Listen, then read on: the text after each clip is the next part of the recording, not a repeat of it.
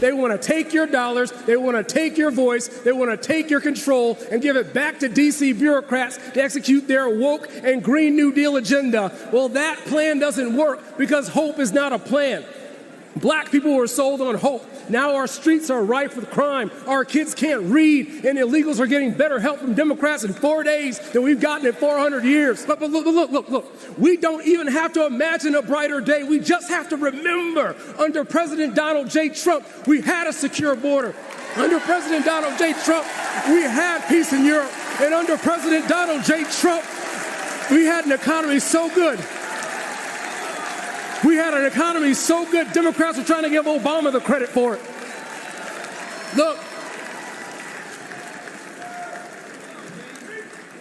I heard a little bit earlier today, if you don't vote for Donald Trump, you ain't black. As a black man, I find no humor or no comedy in anybody telling black people that you are not black because you choose to vote for someone.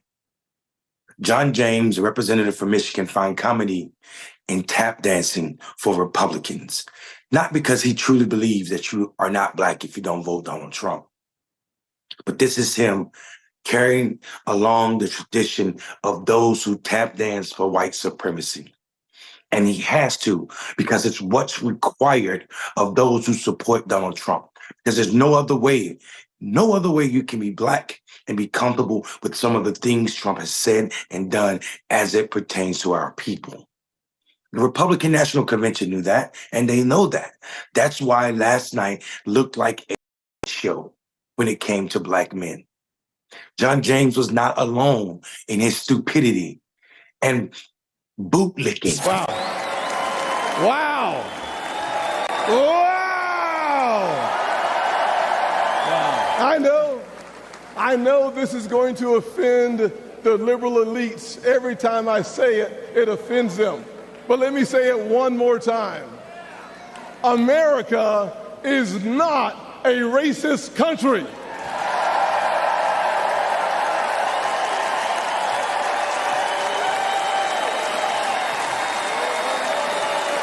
This is the energy that we got from Republican candidates, from the RNC. As a black man, I am disgusted. I'm the great-great-grandson of a slave.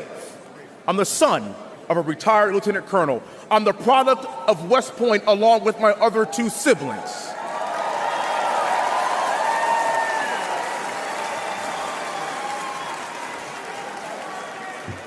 And I risked my life in combat to preserve our nation.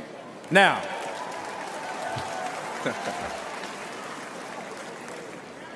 there's another man who is putting it all on the line to save our nation. His name is President Donald Trump. So this November, let's select the braveheart of our time, Donald J. Trump, to get our economy back on track, restore the American dream, and make America great again. God bless you all, and God bless the United States of America. Mark Robinson said that black people are not owed anything for slavery, and actually we should owe the country. We should owe America for slavery. This is what it takes to be black, man, and a Republican. It is required that you understand that whiteness is superior. And the moment you forget that, you become obsolete. You become obsolete. This is not a party about conservatism. This is a party about conserving white supremacy. And you better bow down to it. This is why it's not a Republican of tradition party. It is a Republican of Trump party. A Republican of Trump party. Mark Robinson goes on to say in his long speeches and ridiculousness that people that see the world like me, some of us need killing. From a pulpit, this black man said that a few days before someone attempted to shoot Trump. A few days before a Republican attempted to shoot Trump. They put on stage a man that said his political foes, some of us need killing. It didn't stop there. the continuation of those who hate and play with the legacy of slavery and what it meant and has done to Black people and the psyche of Black people. They put Wesley Hunt, who loves Texas, on the stage, only to evoke his great-great-grandparents who were enslaved people and say that he is the embodiment of their wildest dreams because he was speaking at a Republican convention. But his speech, much like every time Trump opened his mouth, was filled with lies. The idea that Black men or Black people presented a better position when Donald Trump was president is BS. It's BS. And beyond BS, more Black men died under that presidency than had to because of the lies Trump told as it pertains to COVID. The lack of seriousness he put into that virus caused so many more Black men to die. That is blood on Trump's hand. That is reality. That's what it meant to be alive when Donald Trump was president. So when Wesley Hunt, when Mark Robinson, or when John James say you ain't Black, some of us need killing, or you are your ancestors' wildest dream because you are at a Republican convention that hates Blackness, you're living in a delusional world. And it didn't even stop there. Of course, they had the great senator from South Carolina, Tim Scott, to do his tap dance. We got to get serious. As Black men, there's no place in the Republican Party for you if you care about your community.